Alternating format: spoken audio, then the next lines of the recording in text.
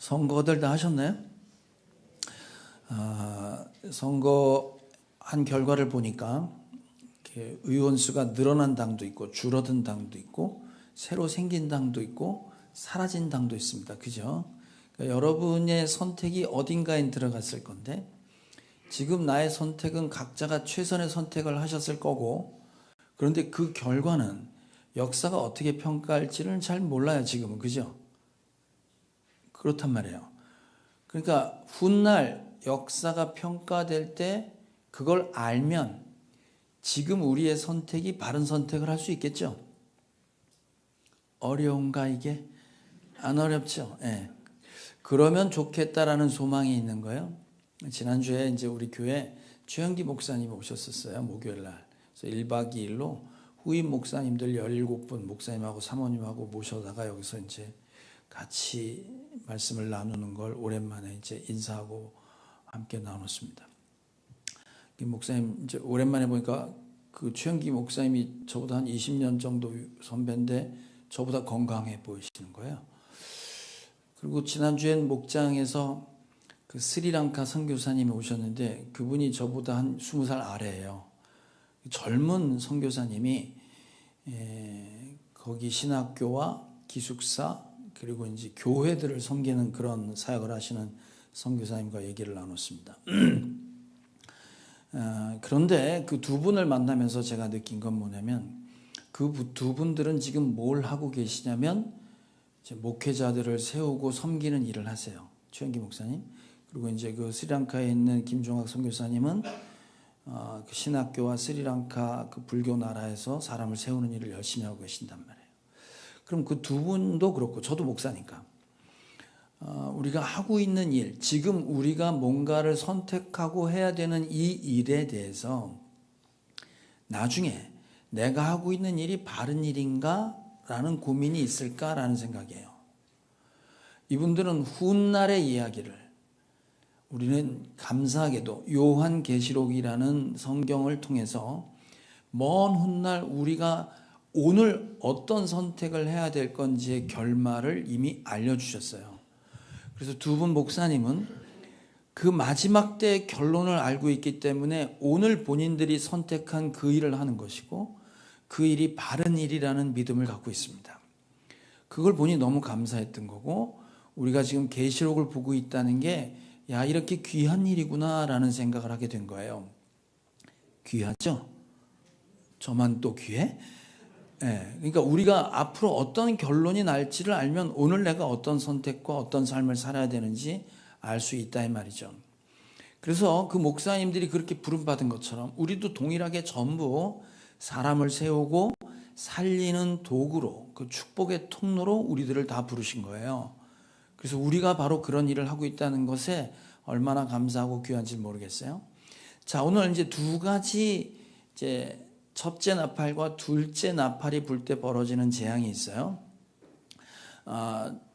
이것은 우리가 이제 앞에 걸 좀 정리하면 일곱 인을 뗄 때마다 벌어지는 일들을 우리는 앞에서 다 공부했단 말이에요. 그러면 인을 떼는 재앙과 나팔 그 뒤에 나올 대접 이게 전부 다른 일이고 순서냐 순서대로 벌어지는 일이냐 그거 아니라고 그랬어요. 같은 사건을 반복해서 다른 각도로 보고 있는 거예요. 그리고 이건 지금도 일어나는 일이지 먼 훗날 언젠가 일어나는 일이 아니다 이 말이에요.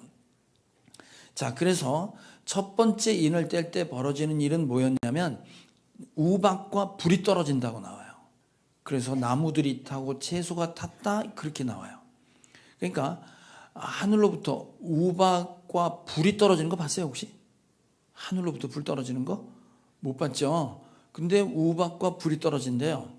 자, 우박과 불이 함께 떨어지는 사건은 우리는 보지 못했는데 성경엔 이미 나와 있는 사건이에요. 그러니까 이 얘기를 들은 이스라엘 사람들은 이게 어떤 사건을 얘기하는지 이미 알고 있었단 말이에요. 그건 어떤 사건에 나오냐면 출애굽 때 이집트의 노예였던 이스라엘 백성을 자유인으로 만들기 위해 구원의 역사를 쓰실 때 바로 왕이 이집트 왕이 이스라엘 민족을 내주지 않으니까 10가지 재앙이 애굽 땅에 떨어집니다. 나일강이 피가 되고 거기서 개구리가 나오고 이가 나오고 파리가 나오고 그거 다 아시죠? 그런 얘기가 있습니다. 예. 그리고 뭐 가축이 나오고 독종이 생기고 그 다음에 우박이 떨어지고 그 다음 메뚜기가 와서 싹 쓸어가고 어둠이 떨어지고 첫 아들 장자가 싹 죽는 일이 벌어지면서 탈출을 해요. 그런 사건이 출애굽에 나옵니다. 근데 그 중에 7번째 재앙이 우박에 대한 얘기예요. 우박이 떨어지면 그 당시에 무슨 일이 애굽에 있었냐, 이런 일이 있었어요. 자, 출애굽기 9장이에요. 시작. 모세가 하늘을 향하여 지팡이를 들매 여호와께서 우레소리와 우박을 보내시고 불을 내려 땅에 달리게 하시니라. 여호와께서 우박을 애굽 땅에 내리심에 우박이 내림과 불덩이가 우박에 섞여 내림이 심히 맹렬하니 나라가 생긴 그때로부터 애굽 온 땅에는 그와 같은 일이 없었더라. 우박이 애굽 온 땅에서 사람과 짐승을 막론하고 밭에 있는 모든 것을 쳤으며 우박이 또 밭의 모든 채소를 치고 들의 모든 나무를 꺾었으되. 자, 우박과 불이 떨어진 걸 뭐라고 했냐면 밭에 있던 모든 채소를 치고 밭에 있는 모든 것들을 다 휩쓸었다 이 말이에요. 모든 나무가 꺾였다 이 말이지. 그럼 밭에서 나는 작물을 수확할 수 있다는 거 없다는 거예요? 없다는 거지. 우박이 쏟아지는 재앙은 뭘 얘기한 거냐면 기근입니다. 먹을 게 없어지는 재앙이 내려진 거예요. 그러니까 첫 번째 나팔을 불 때 하늘로부터 우박과 불이 떨어졌다. 그래서 다 타버렸다. 이 얘기는 무슨 얘기냐면 먹을 게 없는 기근의 상태가 왔다 이 말이에요. 그럼 우리가 7인을 때는 앞에 사건을 계시록 6장에서 공부했는데 그때 기근에 대한 얘기가 있었어요. 셋째 인을 뗄 때 벌어졌던 일이에요. 자, 계시록 6장 5절입니다. 이게 왜 기근 얘기하는지 한번 기억해 보세요. 시작. 그 어린 양이 셋째 봉인을 뗄 때 나는 셋째 생물이 오너라 하고 말하는 것을 들었습니다. 그리고 내가 보니 검은 말 한 마리가 있는데 그 위에 탄 사람은 손에 저울을 들고 있었습니다. 그리고 내 생물 가운데 나오는 듯한 음성이 들려왔는데 밀 한 되도 하루 품삯이요 보리 석 되도 하루 품삯이다. 저울로 곡식을 달아서 파는데 옛날보다 12배, 20배 비싼 가격에 팔렸단 말이에요. 그러면 임금은 안 올랐는데 물가는 20배 뛰면 먹을 게 있다는 거 없다는 거예요? 없어요. 먹을 게 없어서 기근이 임하는 재앙이 우리 계시록 6장의 세 번째 인을 뗄 때 사건으로 이미 설명을 했어요. 제가 다 까먹었지만. 그래서 그때 노빌리스 그 외 부자들이 연약한 사람 좀 챙겨라 그 얘기도 있었고, 그 다음에 또 하나는 뭐였냐면 실제 배고픈 건 먹을 게 없는 것도 배고픈 거지만 말씀이 없어서 죽는다. 그 얘기도 함께 나눴던 거를 기억은 안 나시겠지만 그걸로 퉁 치자 이 말이에요. 그것도 첫째 나팔 분 거 다 설명하지 말고 오늘 두 번째 나팔 얘기를 좀 할 거예요. 두 번째 나팔 얘기는 뭐냐면 큰 산이 불이 타서 바다에 던져졌대요. 그거 한번 볼까요? 다시 8절 9절 한번 다시 볼게요. 시작. 둘째 천사가 나팔을 부니 불타는 큰 산과 같은 것이 바다에 던져졌습니다. 그래서 바다의 3분의 1이 피가 되고 바다에 사는 생명이 있는 피조물들의 3분의 1이 죽고 배들의 3분의 1이 부서졌습니다. 자, 큰 산 같은 게 불타서 바다에 던져졌대요. 그랬더니 바다에 있는 게 생물이 죽고 배도 그 바다에 떠다니는 배도 3분의 1이 부서졌다 이렇게 나와요. 그러면 이제 이게 큰 산이 뭐냐? 불타는 산이 바다에 떨어진 건 뭐냐? 이제 이걸 놓고 갑론을박이 있는 거예요.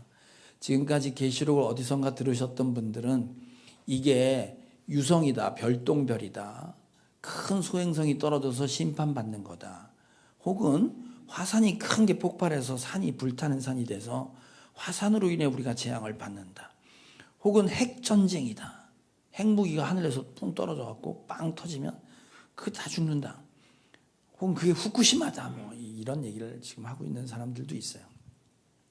자, 제가 계시록 처음 시작할 때 계시록에 나온 건 문자 그대로 해석하는 게 맞다고 그랬어요. 그걸 상징하는 게 있다고 그랬어요. 상징하는 게 있다고 그랬어요. 그게 이제 계시록에 쓰여질 때 이 책을 누가 봤냐면 성도들도 봤지만 그 당시에 로마 사람도 봤단 말이에요. 얘들이 무슨 책을 보나? 에? 그러면 묵시문학이라고 그래서 이게 상징의 언어를 쓰고 있는 건데 무슨 얘기냐면 우리 옛날에 독재 시대 때 그때 금지곡 그런 거 많이 생겼잖아요. 노래 못 부르게 했단 말이에요. 왜냐면 가사 내용이 만약에 뭐 소라 소라 푸르른 소라 뭐 새바람에 떨지 마라 이런 노래를 부르면 그 당시에 있던 사람은 소라 소라 소나무야 소나무야 이거는 독재에 저항하는 민주주의를 상징했다는 걸 다 알아요. 그죠? 그러나 그 소나무가 누구냐? 몇 날 며칠에 있었던 사건이냐? 어느 지역에 있었던 거냐고 얘기 안 하지 우리가. 그렇잖아요. 그런데 그게 뭔진 다 알잖아요. 물론 젊은 세대는 지금 무슨 얘기인지 모를 수 있는데 그런 것처럼 로마 황제는 나쁜 놈이야 그렇게 쓰면 안 되니까 다른 말로 바꾼 것처럼 그 당시에 독재는 나빠하고 쓰면 잡혀가니까 소나무로 바꾼 것처럼 지금 큰 산이 불에 타서 바다에 던져졌다. 이게 무슨 말인지 우리는 모르는데 그 당시에 들었던 사람들은 이게 뭔 말인지 다 아는 거예요. 로마 사람들은 모르는데 이스라엘 사람들은 다 아는 거였지. 왜냐하면 그게 구약에 나오는 얘기예요. 그래서 불타는 큰 산이 이미 구약에 뭔지를 설명해 놨어요. 자, 에레미야 51장입니다. 시작.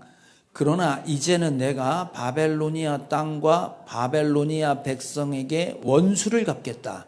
그들이 시온에 와서 저지른 모든 죄악을 너희들이 보는 앞에서 내가 그들에게 갚아주겠다. 나 주의 말이다. 온 세상을 파괴한 멸망의 산아 보아라. 이제 내가 너를 치겠다. 나 주의 말이다. 내가 너에게 손을 뻗쳐서 너를 바위 꼭대기에서 굴려 내리고 너를 불탄 산으로 만들어 버리겠다. 이게 지금 바벨론이 쳐들어와서 이스라엘이 멸망을 해 없어져요. 다 포로로 끌려간단 말이에요. 그랬을 때 바벨론이 와서 성전 다 파괴하고 이스라엘 사람 죽일 때 원수를 갚겠다 이 말이지. 바벨론의 멸망을 얘기하고 그 바벨론에서 애굽이 아니라 바벨론에서 이집트로 다시 돌아오게 될 때 그 얘기인 거예요. 그때 뭐라고 그러냐면 이 바벨론이란 큰 제국을 큰 산, 불타는 산으로 만들어서 굴려버리겠다고 그러잖아요, 지금. 그러면 왜 바벨론이라고 상징되는 그 제국, 이 세상 나라를 산이라고 표현했냐면 바벨론이 섬기는 우상이 있었습니다. 바벨론이라는 나라가 제국이 섬겼던 신의 이름이 뭐냐면 마르두크. 뭐라고요? 마르두크라는 신이에요. 그걸 줄여서 실제 발음은 말뚝이라고 발음이 돼요. 말뚝신이야. 마르두크 신은 어떤 신이냐면 전쟁과 지식의 신이에요. 뭐라고요? 전쟁 잘하고 똑똑하면 세상을 제패할 수 있다는 신을 섬겼단 말이에요. 그럼 그 신전이 있었잖아요. 신전. 응? 신전. 지금도 남아있는 지구라트라고 표현되고 있는 신전은 뭐냐면 피라미드 같이 이게 삼각뿔로 뾰족한 건 아니야. 이렇게 그 다음에 또 이렇게 지어서 마치 산처럼 맨 꼭대기 신전에서 제물을 드리고 그랬단 말이에요. 그러니까 바벨론이라는 세상 나라, 이 세상의 제국이 상징되는 게 그 우상이었던 마르두크 신전이었고 그 신전을 태우면 산처럼 보이니 그 산을 태웠다는 얘기는 바벨론의 멸망을 상징하는 거예요. 자, 그러니까 두 번째 나팔이 부를 때 산에 불을 붙여서 바다에 던진다 이 말은 이 세상이 망한다 이 말이에요. 그럼 그 세상은 구약에 있던 한참 전에 있었던 바벨론, 지금 있지도 않은 바벨론 제국을 갖고 온 건 지금 그 당시에 로마 식민지에 있었던 그 나라를 상징하고 있는 거예요. 그럼 지금 우리는 로마 식민지는 아니지만 이 세상을 끌고 가고 있는 세상 나라를 말해요. 그래서 계시록의 마지막에 18장에 가면 뭐가 나오냐면 이 세상의 완전한 심판과 새하늘과 새 땅이 내려오는 역사를 다시 설명해요. 그때 이 세상의 모든 악한 것들이 심판될 때 그걸 뭐라고 얘기하냐면 바벨론이라고 표현해요. 자, 계시록 18장으로 갑니다. 시작. 그는 힘찬 소리로 외쳤습니다. 무너졌다, 무너졌다. 큰 도시 바벨론이 무너졌다. 바벨론은 귀신들의 거처가 되고 온갖 더러운 영의 소굴이 되고 더럽고 가증한 온갖 새들의 집이 되었구나. 이는 모든 민족이 그 도시의 음행에서 빚어진 분노의 포도주를 마시고 세상의 왕들이 그 도시와 더불어 음행을 하고 세상의 상인들이 그 도시의 사치바람에 치부하였기 때문이다. 나는 하늘에서 또 다른 음성이 울려오는 것을 들었습니다. 내 백성아, 그 도시에서 떠나거라. 너희는 그 도시의 죄에 가담하지 말고 그 도시가 당하는 재난을 당하지 않도록 하여라. 바벨로나 하면서 멸망될 이 세상에서 나와라 이 말이에요. 나와라. 그 나라는 사치, 권력, 이 세상이 쫓고 있는 걸 대표적인 걸 세 가지라고 하잖아. 돈과 쾌락과 권력입니다. 돈, 섹스, 권력이에요. 이걸로 상징되는 바벨론, 세상 나라에서 찌들어서 거기에 살고 있는 내 백성아 나와라 이 말이에요. 그 바벨론이 불탄다고 결론을 내요. 아까 6절까지 읽었지. 계시록 18장 15절로 가봅시다. 그 산이 이제 그 도시가 불타. 성이 시작. 그 도시 때문에 부자가 된 이런 상품을 파는 상인들은 그 도시가 당하는 고문이 두려워서 멀리 서서 울며 슬퍼하면서 말하기를 화를 입었다 화를 입었다. 고운 모시옷과 자주색 옷과 빨간색 옷을 입고 금과 보석과 진주로 꾸민 큰 도시야. 그렇게도 많던 재물이 한순간에 젖더미가 되고 말았구나 할 것입니다. 또 모든 선장과 선객과 선원과 바다에서 일하는 사람들도 다 멀리 서서 그 도시를 태우는 불의 연기를 보고 저렇게 큰 도시가 또 어디 있겠는가 하고 외칠 것입니다. 큰 성 바벨론 산이 불타. 그래서 거기에 금, 은, 무슨 사치 이런 것들로 먹고 살고, 배들이 뭐냐면 그거 실어 나눴던 배들인 거예요. 배. 다 불타는 걸 보니 이제 이 배를 탄 사람들 다 망한 거지. 이제 갖다 팔아먹을 데가 없는 거 아니야. 그래서 슬피 울면서 뭐라고 하냐면 저기 있던 돈이 사글이 없어졌구나. 지금 이 얘기인 거예요, 지금. 그러니까 마지막 때가 되면 우리가 지금 생각하고 있는 이 세상 나라는 다 불타서 사라지고 거기에 먹고 살던 사람들도 다 죽는다 이 말이에요. 그래서 우리 보고 거기서 나와라 그러는 나와라. 자, 성경에는 없는데 마귀가 쓰는 말이 있습니다. 돈과 권력과 돈과 쾌락과 권력은 항상 있을 것인데 그 중에 제일은 무엇이라? 여러분 뭐라고 생각해요? 돈과 권력과 쾌락 중에 하나만 선택하라면 대답을 하세요. 돈이지. 돈 갖고 있으면 쾌락을 즐길 수도 있고 돈 갖고 있으면 권력도 잡을 수 있다고 생각 안 해요? 그렇잖아요. 그러니까 그 중에 제일은 돈인 거예요. 그래서 우리가 소중하게 생각하는 게 뭐냐면 이 바벨론 큰 산에서 큰 도시에서 제일 소중하다고 생각하는 게 돈이고 돈을 쫓아가면 돈이 주는 쾌락과 권력과 좋은 것들을 다 누릴 수 있다고 생각하는 거지. 돈 따라가면 하나님과는 더 가까워질까요? 멀어질까요? 당연히 멀어지지. 그래서 성경엔 이렇게 돼 있는 거예요. 우리의 보물, 진짜 좋아하는 걸 땅에 두지 말라고 그러잖아요. 그죠? 자, 마태복음 6장. 시작. 너희는 자기를 위하여 보물을 땅에다가 쌓아두지 말아라. 땅에는 좀이 먹고 녹이 쓸어 망가지며 도둑들이 뚫고 들어와 훔쳐간다. 그러므로 너희를 위하여 보물을 하늘에 쌓아두라. 거기에는 좀 먹고 녹이 쓸어서 망가지는 일 없고 도둑들이 뚫고 들어와서 훔쳐가지 못한다. 땅에 여러분이 소중하다고 생각하는 걸 놔두잖아요. 다 사라진다는 거예요. 다 훔쳐가서 없어진다는 거예요.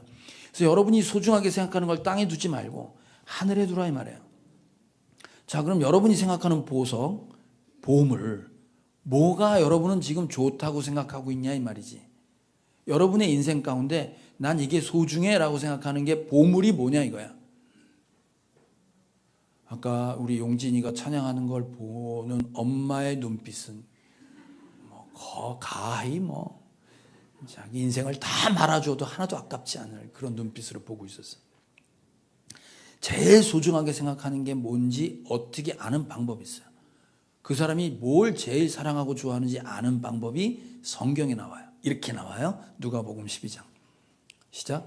너희의 재물이 있는 곳에 너희의 마음도 있을 것이다. 즉 무슨 말이냐면 한 달 수입이 있잖아. 그럼 그 돈 갖고 어디다 쓰냐 이거야. 어디다. 세례 받기 전에 우리 김희연 성도님은 어디다 썼을까 돈을? 그렇지. 아까 술 얘기하니까 이 동네에서 막 웃던데. 할렐루야. 술 좀 끊어요. 그러니까 술 먹고 그 향응을 즐기는 거기에 돈을 많이 쓰면 그 사람 마음은 어디 있는 거예요? 술에 가 있는 거예요. 내가 도박 좋아하면 돈 벌어서 어디다가 다 쓸까? 도박하는 데 쓰겠지. 내가 돈 벌었고 캠핑 장비를 막 사. 그럼 그 사람은 뭘 지금 사랑하는 거야? 캠핑하는 거가 좋아서 그러는 거잖아. 맞죠? 그러니까 보세요. 물질이 많이 가고 있는 그곳이 네가 마음이 있는 곳이다 이 말이에요. 그러면 이제 분명해졌지. 여러분이 마음 두고 있는 게 아까 얘기한 돈과 권력과 쾌락에 돈을 많이 쓰고 있느냐, 아니면 하나님과 관련된 곳에 돈을 쓰고 있느냐 이 말이에요. 여러분 이번에 선거할 때 혹시 여당도 찍고 야당도 찍었나? 그런 사람 없지. 둘 중에 하나잖아. 그죠? 이거 아니면 이거지. 이거 안 된단 말이에요. 여러분 세상은 세상도 사랑하고 하나님도 사랑할 수 있냐? 그럴 수 없다고 나와요. 분명하지. 내가 돈을 쓰는데 어디다 쓰냐 이거야. 어디다. 내가 표를 누구한테 주냐 이 말이지. 자, 마태복음 6장이에요. 시작. 아무도 두 주인을 섬기지 못한다. 한쪽을 미워하고 다른 쪽을 사랑하거나 한쪽을 중히 여기고 다른 쪽을 업신 여길 것이다. 너희는 하나님과 재물을 아울러 섬길 수 없다. 없다고 나와요. 분명히 그렇게 나와요. 그러니까 여러분이 한 달 동안 돈을 쓰는 걸 한번 쫙 점검해 보면 내가 어디에 마음이 있는지 분명히 알게 된단 말이에요. 근데 대부분 다 지금 뭐냐면 돈으로 할 수 있는 게 많다고 생각하니까 돈 따라가고 있는 거예요. 돈 되는 일에 내 마음이 다 쏟아지고 돈 되는 일을 위해서 돈을 쓰는 거예요.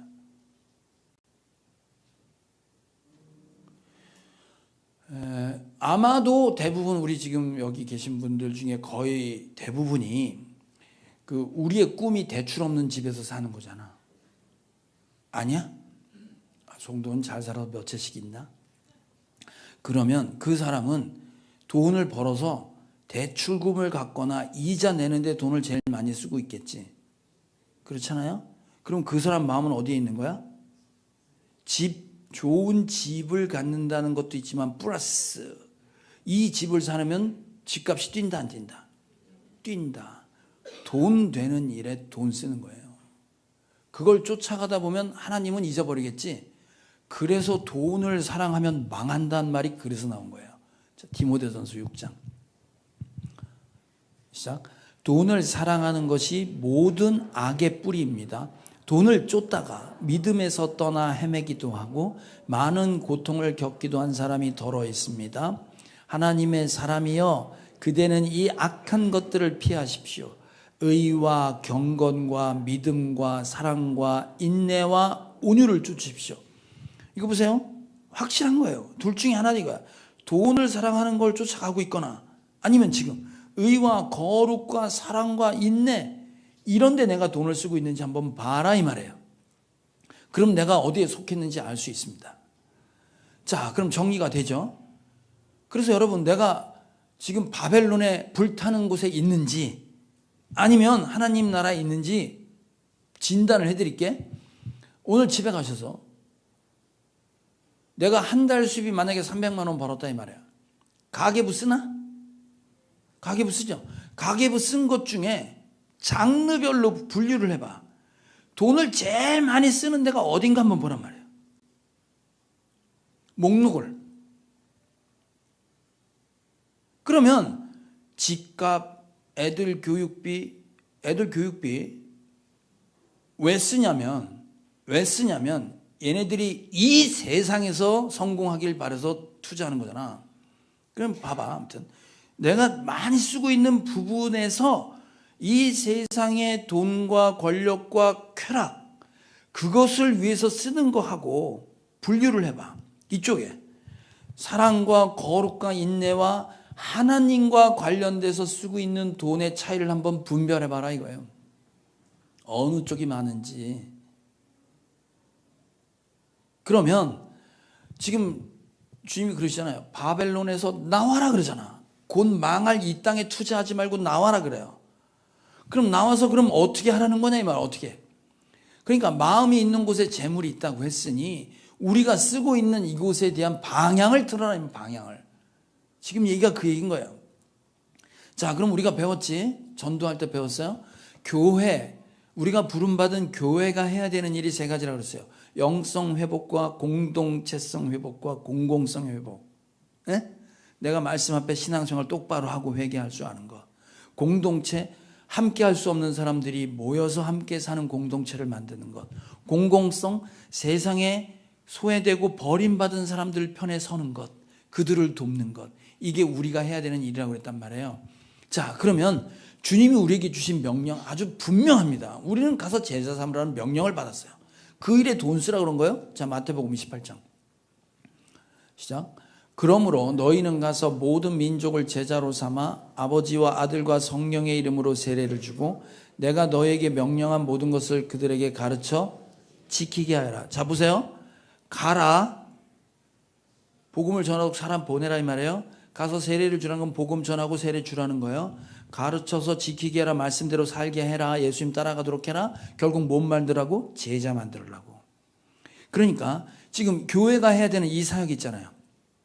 가는 거, 복음 전하는 거, 세례 주는 거, 예배하는 거, 그리고 가르치는 거, 교육하는 거, 봉사하는 거, 이거 전부 가르치는 일이니까. 이런 일을 하는데 돈 쓰고 있나 이 말이에요. 다른 말로 바꾸면 헌금이라고 하는 거예요. 왜냐하면 이게 소중한 일이라고 생각하면 이 일에 내 마음이 가면 거기에 모두가 재물도 따라가게 돼 있단 말이에요. 세례를 주도록 하는 일은 너무 소중한 일이야. 근데 거기 돈이 필요하다면 거기에 돈을 낼 수 있는 그 마음. 이 세상에 다른 거를 구하려고 했던 마음에서 이쪽으로 옮겨가는 것, 그겁니다. 그래서 그 돈을 얼마나 쓰고 있는지 한번 여러분이 따져봐라 이거예요. 그게 무슨 11조가 됐든 감사헌금이 됐든 주정헌금이 됐든 상관없이 교회라는 공동체를 이루기 위해서 내 마음을 지금 주고 있는가 이 말이에요. 그게 영성 회복이에요. 두 번째, 공동체성 회복입니다. 우리가 함께 모이는 그 모임을 위해 돈을 쓰고 있는 거예요. 자, 사도행전 2장 시작. 그들은 재산과 소유물을 팔아서 모든 사람에게 필요한 대로 나누어 주었다.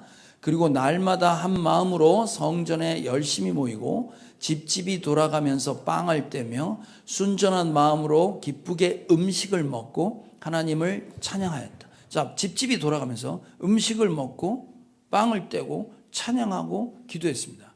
여러분, 집집이 돌아가면서 음식을 먹고 떡을 떼고 찬양하는 데는 돈 들어요, 안 들어요? 돈 들잖아요. 음식값 내잖아요. 그러죠? 예수님이 첫 번째 공동체 12제자들이 전부 왼수들, 배신자들, 뭐 아주 쓰레기들 다 모아놨어요.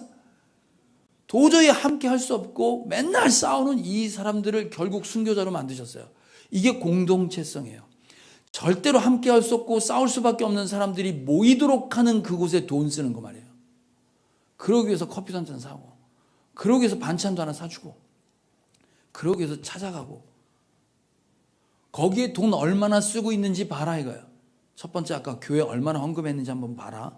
두 번째, 교회 헌금한 거 말고 우리 공동체와 믿음의 형제들을 위해서 내가 쓰고 있는 돈이 얼마나 되는지 한번 따져보세요.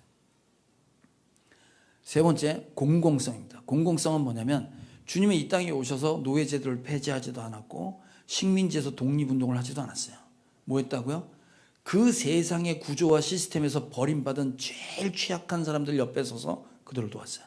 그래서 예수님의 별명이 그는 술꾼이고 먹보였고 세리, 창녀, 죄인들의 친구였어요. 그 자리에 있었어요. 그 자리에 그를 돕는 것이 이 세상엔 소망이 없다고 웅변하고 계셨던 거예요. 그게 이 세상의 역사를 바꿨고 인권을 바꿨고 노예제도가 폐지되는 일이 벌어진 거예요. 그래서 그 일을 우리 보고 하라는 거예요. 그 일을. 그래서 가장 취약한 사람들한테 거기에 마음을 두고 물질 써라 이 말이에요. 자, 요한일서 3장입니다. 시작. 누구든지 세상 재물을 가지고 있으면서 자기 형제 자매의 궁핍함을 보고도 마음 문을 닫고 도와주지 않으면 어떻게 하나님의 사랑이 그 사람 속에 머물러 있겠습니까? 힘들어 죽겠고 먹을 거 없는데 기도해 줄게. 그걸로 끝날 수 있냐 이 말이에요. 그러면 안 되지. 그거 아니라는 거예요. 지나가다가 이 세상에 소외된 사람들 보면 도와줘라 이 말이에요. 그리고 구약엔 뭐라고 되어 있냐면 이 세상에 가장 취약한 세력들은 항상 있다. 그 대표적으로 3종 세트 묶어놨잖아. 외국 나그네, 과부, 고아. 이 사람들은 이 세상의 구조에서 항상 버림받고 기댈 데 있고 의지할 데 없는 사람들이에요. 이 사람들 몫을 아예 따로 띄었어. 너한테 준 것 중에 그 사람들을 배려하는 몫이 따로 정해져 있다고 아예 못을 박아놨다니까. 신명기 24장 시작. 당신들이 밭에서 곡식을 거둘 때 곡식 한 묶음을 잊어버리고 왔거든 그것을 가지러 되돌아가지 마십시오. 그것은 외국 사람과 고아와 과부에게 돌아갈 몫입니다. 그래야만 주 당신들의 하나님이 당신들이 하는 모든 일에 복을 내려 주실 것입니다. 무슨 얘기냐면 여러분 그 수금하는 사람이 10군데 수금할 때가 있어. 깜빡 잊고 한 군데 안 했네? 그럼 그 한 군데 건 내 거라는 거야? 남의 거라는 거야? 대답을 하세요. 그거 힘든 사람 몫이라는 거야. 그걸 아주 정해놨어요. 그걸 아주 못을 박았다고. 그게 하나님 마음이 있는 곳이다 이 말이지. 그래서 우리가 이 세상에 가장 취약하고 연약한 자들을 위해서 돈을 쓰고 있는 게 있나 봐라 이 말이에요. 그게 이 세상 속에서 하나님 나라 쪽으로 옮겨가는 행동입니다. 여러분, 제가 지난번 전도할 때 앞으로 여러분들한테 어려운 사람 도울 때 도와주라고 할 건데 그때 제발 딴소리 좀 하지 마세요 한 거 기억나요? 대답을 안 하실래요? 다 대답했잖아요. 그래서 오늘 올려놨어요 제가. 그것도 큰 돈도 아니야. 여기 보면 지금 캄보디아 선교사님이 18명 제자를 끌어안고 씨름하고 있어요. 얘네들 그 부모 세대가 폴포트에서 다 죽었어. 배운 사람은 싹 죽었어. 부모가 배운 적이 없어. 그러니까 자녀를 가르칠 마음도 없어. 선생도 없어. 그리고 선생들도 받을 월급이 너무 작아서 초등학교부터 보충 수업이라는 걸 하고 보충 수업에서 시험 문제가 나가는데 그 문제를 풀어야 한 학년 진급할 수 있다는 거야. 이런 빌어먹을. 그런데 보충 수업비는 따로 받는다는 거야. 그래서 초등학생들은 한 달에 5불이래. 중학생은 한 달에 10불. 고등학생은 한 달에 15불씩 받는다는 거야. 5불이면 우리나라 돈 한 7,000원 되나? 10불이면 1,350원이면 13,500원인 거예요. 15불이면 한 2만 원 조금 넘겠지. 2만 한 1,000원이나 되나? 이 정도인 거예요. 여러분 이거 18명 모은 거요. 우리 교회 재정으로 충분히 할 수 있습니다. 할 수 있어요. 그걸 제가 여러분들한테 펼치는 이유가 있는 거예요. 여러분 제가 여러분 보고 뭐 100만 원, 1000만 원 하라는 게 아니잖아 지금. 5불, 10불, 15불인 거예요. 이게 여기서부터 시작해라 이 말이야. 여기서부터. 내 마음을 여기 있던 데서 여기로 옮기는 훈련을 하고 여기서부터 나와라 이 말이에요. 여러분 사도 바울이 그렇게 살았어요. 자기가 열심히 일도 하면서 복음도 전했어요. 근데 열심히 일해서 돈 벌었거든. 그 돈을 어디다 썼는지 알아요? 이렇게 썼어요. 자, 사도행전 20장 시작. 나는 모든 일에서 여러분에게 본을 보였습니다. 이렇게 힘써 일해서 약한 사람을 도와주는 것이 마땅합니다. 그리고 주 예수께서 친히 주는 것이 받는 것보다 더 복이 있다 하신 말씀을 반드시 명심해야 합니다. 네, 그렇게 하라는 거예요. 바울도 그렇게 얘기했어요. 그러니까 우리도 그렇게 하라라고 지금 얘기하는 거예요. 자, 그러면 여러분들 보고 돈을 이 세상 속에만 쓰는 거를 좀 바꿔서 하나님 사랑하는데 좀 써봐라. 근데 문제는 뭐냐면 여러분이 가계부를 보면 볼수록 헌금할 돈이 없다? 돈이 여유가 없어. 돈이 여유가 없어서 헌금을 못하는 거야. 하고 싶은 마음은 굴뚝 같으나 돈이 없는 걸 어떻게 하라고. 그래서 성경엔 돈 쓰는 요령도 알려줬어요. 자, 히브리서 13장입니다. 시작. 돈을 사랑함이 없이 살아야 하고 지금 가지고 있는 것으로 만족해야 합니다. 주님께서 친히 말씀하시기를 내가 결코 너를 떠나지도 않고 버리지도 않겠다 하셨습니다. 그래서 우리는 담대하게 이렇게 말합니다. 주님께서 나를 도우시는 분이니 내게는 두려움이 없다. 누가 감히 내게 손댈 수 있으랴. 지금 뭐라고 하냐면 돈 사랑하지 말고 지금 나한테 주신 것에 뭐하고 살으라고? 만족하면서 만족. 내가 지금 한 달에 버는 돈은 300만 원이야. 근데 쓰는 건 400만 원 버는 사람처럼 쓰잖아요. 아니에요? 그러잖아요. 그래서 지금 성경이 말하는 건 뭐냐면 재정의 독립은 수입의 독립이 아니라는 거야. 돈을 내가 필요한 만큼 버는 게 독립이 아니라 지출의 독립이에요. 내가 받은 돈에서 지출에 맞춰라 이거야. 그거를 내 수입에 맞춰서 내 삶의 태도를 바꾸라 이 말이에요. 그러지 않고는 여러분이 벌면 벌수록 항상 돈은 없어요. 왜? 계속해서 내가 버는 것보다 더 많이 쓰니까. 여러분 크레딧 카드 써요 안 써요? 쓰잖아요. 그거 후불이잖아. 카드만 없애도 돈 벌걸? 현금 갖고 다 내라고 그래도 이거 내 돈 나가네 그러고. 여러분 그래서 지금 성경이 말하는 건 만족해라. 지금 나한테 주신 것에 감사하고 거기에 맞춰서 거꾸로 재정을 한번 잡아봐라 이 말이에요.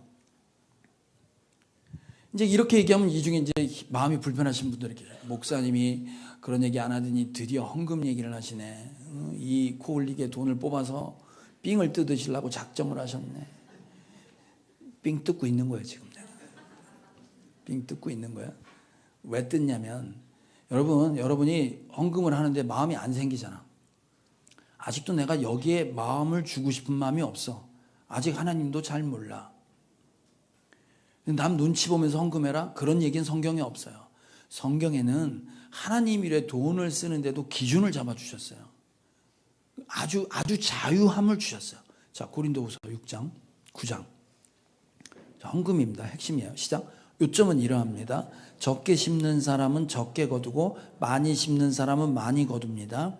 각자 마음에 정한 대로 해야 하고 아까워하면서 내거나 마지 못해서 하는 일은 없어야 합니다.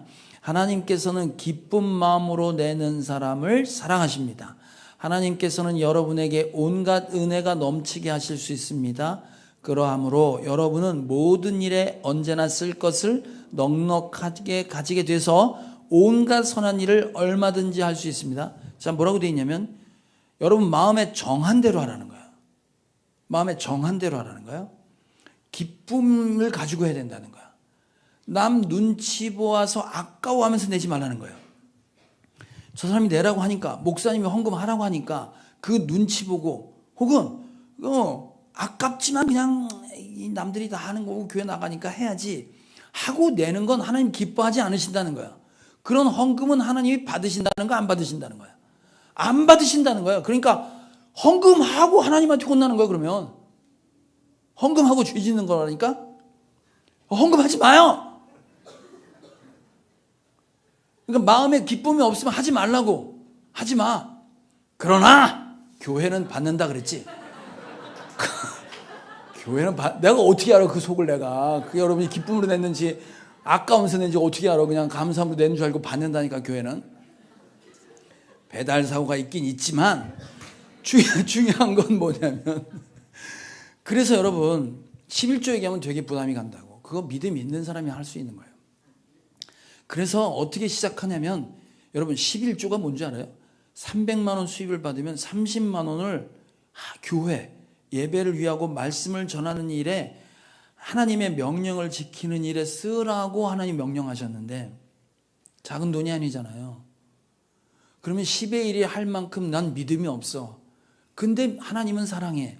그럼 내 믿음의 수준은 10의 1은 아니야. 10의 0.1 정도 되는 거야. 300만 원인데 3만 원은 교회를 위해서 헌금할 마음이 있어. 그러면 11조를 3만 원만 하세요. 3만 원만 하시라고. 그렇게 시작해 보시라고.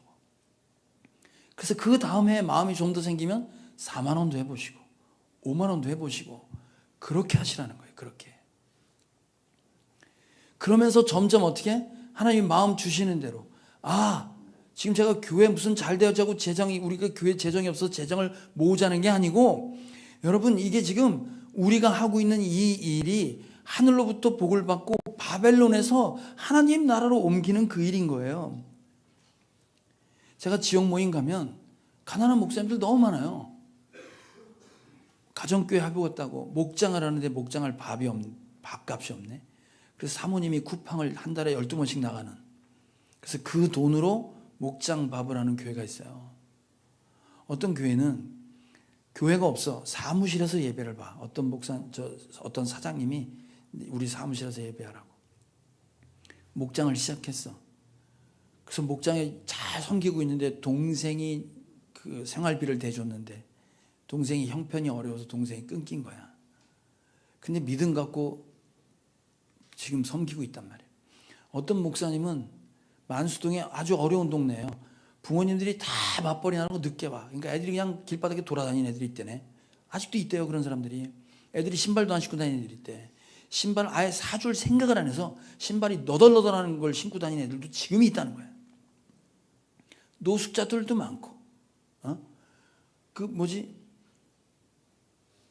젤리 유명한 젤리가 뭐냐? 아무튼 그거 하나 나눠주는데 줄 쫙 쓴다는 거야, 사람들이. 요만한 거 한 봉지 주는데. 돈이 없으니까 목사님이 스팀 세차하고 다니면서 목회를 하세요. 그런 분들 보면 마음이 아프잖아. 그분들은 하나님의 일을 한다고 애쓰고 있는 분들이야. 그분들 도와야 되는 거 아니에요? 저도 기도하고 섬기다가 제가 하는 것처럼 우리가 같이 해보자고 하는 거니까 저도 이번 달부터 작정 헌금했어요. 그래서 그분들을 위해서 마찬가지로 여러분들 마음속에 그렇게 하셨으면 좋겠다 이거예요. 여러분이 지금 가장 중요한 게 뭐냐면, 내가 가계부 쓰고 내가 만족할 줄 알고 그런다고 하더라도 가장 중요한 건 지금 뭐라고 하냐면, 아까워하거나 눈치 보지 말라, 그런 거 아니에요? 여러분이 신앙생활 하는데 눈치 보면서 신앙생활 하시는 분 계세요. 눈치 보는 건 저 사람의 눈치를 봐서 내가 행동하는 거잖아. 그죠? 신앙생활을 그렇게 하신다니까? 여러분들 자녀를 학교에 보냈어. 근데 우리 집이 좀 가난하다? 그래서 학교 가라 그랬더니 얘가 학교 가서 보니까 부자 애들이 많은 거야. 근데 쟤네들은 엄청나게 잘 살아. 자긴 가난해. 그래서 얘가 그 사람들 눈치 보고 다음날 학교 가라 그랬더니 얘가 초등학생이 학교는 안 가고 가서 알바한다고. 응? 알바한다는데 초등학생을 누가 써줘? 아무도 안 써주지. 그래서 얘가 병 주스러 다니고 휴지 주스러 하루 종일 돌아다녀갖고 하루에 2, 3천 원 벌어갖고 한 달을 내내 그러고 살면 여러분 마음이 편하겠어? 여러분 자녀가 그러면 어떡할 거야? 아이고 이쁜 내 새끼 그럴 거야? 확 줘버릴 거야? 묻어버릴 거야? 말이 안 되잖아요. 그렇게 억울하게 남 눈치 보고 그렇게 살 인생이 아닌데 그렇게 살면 안 되잖아요. 우리가 그럴 수 있다고요 지금. 여러분들 자녀 교육하는 거하고 집 사는 거하고 모든 걸 가만히 보세요. 남 눈치 봐서 저 사람이 갖고 있으니까 나도 갖는 거예요. 저 사람이 저 집에 들어가니까 나도 들어가기 위해서 애쓰는 거예요. 저 사람이 저 차를 끌고 있으니까 나도 그 차 끌고 싶어서 사는 거예요. 남의 인생을 살기 위해 남의 인생을 살아. 안 억울해? 아니 우리 애들 어릴 때부터 사교육해. 아니 생각해봐. 어릴 땐 전부 아인슈타인 먹이는데 어떻게 된다고 그랬어? 서유로 먹이다가 연세우유 먹이다가 건국우유 먹이고 결국엔 저지방 우유 보낼 거 아니야? 먹을 거 아니야? 그러면 어차피 저지방 갈 거를 그거를 애 사교육비 드린다고 부모는 부모대로 벌어서 알바해서 다 갖다 바쳐갖고 부모 거지되고, 얘도 나중에 뭐 할 거면 할 게 하나도 없는 거야. 두 세대가 다 남 눈치 보다 망하는 거야. 그렇게 살면 안 되잖아요. 얼마나 억울해. 우리는 배려하는 사람이라고 했잖아요. 배려하는 인생은요, 내가 누군가를 도와줄 수 있다고 생각하는 거야. 나는 돈과 물질과 이 세상의 것이 아니더라도 주님이 내 편이고 내가 하나님의 자녀니 그를 도울 수 있다고 생각하는 거지. 그리고 배려하는 인생을 살면 그 인생이 얼마나 값지고 복되겠냐고요.